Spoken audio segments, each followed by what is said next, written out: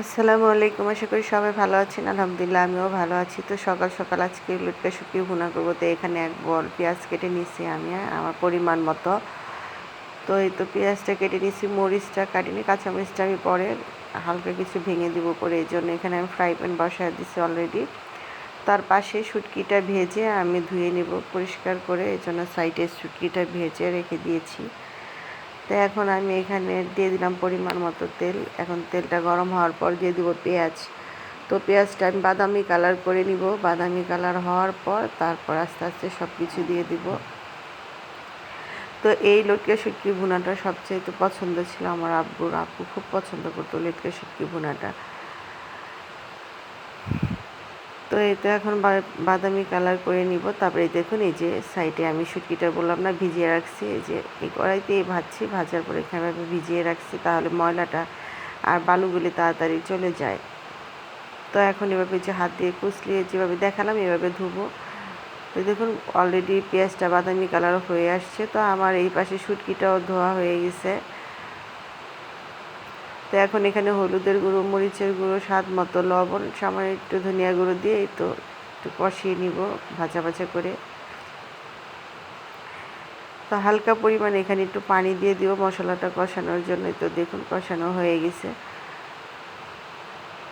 এখন আমি ধুয়ে রাখা শুটকিগুলো একটু দিয়ে নাড়াচাড়া দিয়ে দিব। এই দেখুন এই যে শুটকিটাও ভালো করে পরিষ্কার করে একদম ধুয়ে নিচ্ছি। তো এই শুটকি ভর্তা ভুনা হলে 1 প্লেট ভাত আপনি নিমেষেই খেতে পারবেন। তো আজকে বাহিরে ঝুম বৃষ্টি। তো এখানে রান্না করতে না ভালোই লাগে। একপাশে আমি রান্না করি আর বারান্দা দিয়ে জানালা দিয়ে বাইরের ভিউটা খুব সুন্দর দেখা যায়। তো আমার কাছে খুব ভাল লাগে। তো এই দেখুন কথা বলতে বলতে এটা প্রায় ভাজা ভাজা হয়েও আসছে। আর একটু ভাজা ভাজা করে এখানে আমি পানি দিয়ে দিব। দিয়ে দেওয়ার পর পানিটা কিন্তু পুনরায় আবার শুকিয়েও নিব। তো এটা কিন্তু ঝোল রাখলে ভালো লাগে না খেতে।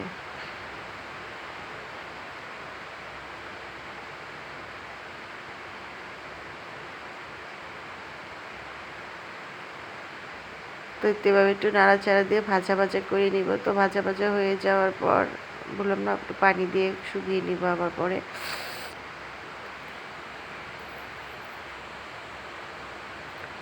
তো আমার কাছে এই শুটকি ভুনাটা খুব পছন্দ। আমার বাসায় সবাই মোটামুটি পছন্দ, কিন্তু বিশেষ আমার আব্বুর খুব পছন্দ ছিল। এটা হইলে আমার আব্বুর আর কিছুই লাগতো না।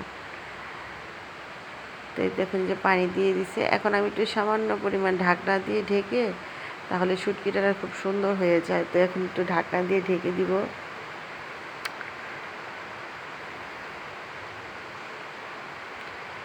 তো আপনারা চাইলে এভাবে বাসায় ট্রাই করে দেখতে পারেন। তো আমার যারা ইউটিউব চ্যানেল থেকে দেখছেন অবশ্যই আমার চ্যানেলটি সাবস্ক্রাইব করে দেবেন, বন্ধুদের মাঝে বেশি বেশি করে শেয়ার করবেন, আর কমেন্ট করে জানাবেন আমার ভিডিওটা আপনাদের কাছে কেমন লাগলো।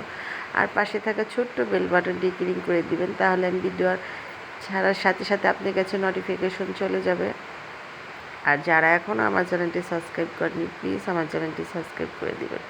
আর যারা আমার ফেসবুক পেজ থেকে দেখবেন অবশ্যই আমার চ্যানেলটি ফলো দিয়ে দিবেন। আর বন্ধুদের মাঝে বেশি বেশি করে শেয়ার করবেন, আর কমেন্ট করে জানাবেন আমার ভিডিওটা আপনাদের কাছে কেমন লাগলো। তো এখানে আমি কথার মাঝখানে কিছু কাঁচামরিচও দিয়ে দিয়েছি, দেখতেই পাচ্ছেন। তো এইভাবে কাঁচামরিচটা দিলে না গ্রানটা খুব সুন্দর আসে। তো অলরেডি আমার এটাতে তেল ছাড়া শুরু করে দিছে। তো এখানে আমি আরও 4-5 মিনিট একটু হালকা ঢাকনা দিয়ে ঢেকে রাখবো।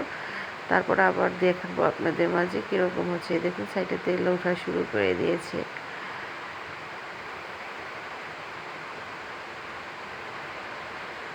তো এই তো শুটকিটা একটু লবণ কম হয়েছিল, আমি একটু লবণ দিয়ে দিলাম। তো এখন একটু নাড়াচাড়া দিয়ে তারপরে এই যে আরেকটা ছোটো কড়াইতে আমি এটা ঢেলে নিব।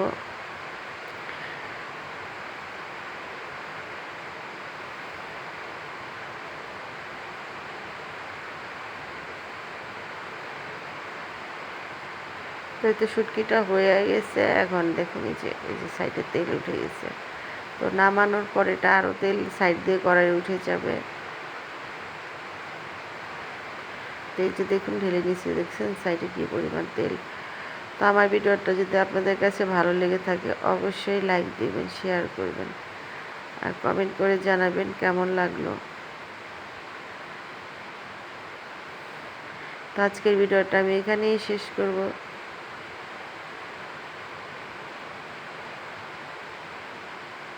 আমারই দেখে ভয়েস দেওয়ার সময় আবার খেতে মন চাচ্ছে।